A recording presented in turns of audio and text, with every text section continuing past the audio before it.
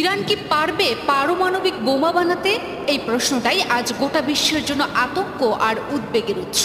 বিশ্বজুড়ে গোয়েন্দা সংস্থাগুলো, কূটনৈতিক মহল আর সামরিক বিশ্লেষকদের মধ্যে চলছে উত্তাল আলোচনা। কিন্তু তাদের এই চেষ্টা কিছুতেই মেনে নিতে নারাজ যুক্তরাষ্ট্র ও ইসরায়েল। কারণ এই পারমাণবিক বোমা যে দেশের কাছে থাকবে সে খুবই শক্তিশালী, আর তাই তো তারা চায় না ইরান শক্তিশালী হোক। আচ্ছা, ইরান যদি পারমাণবিক বোমা বানায় তাহলে কত শক্তিশালী বোমা বানাতে পারবে? আর কোন দেশের কাছে আছে সবচেয়ে শক্তিশালী পারমাণবিক বোমা? আর সেই বোমার নামই বা কি? চলুন জেনে আসি।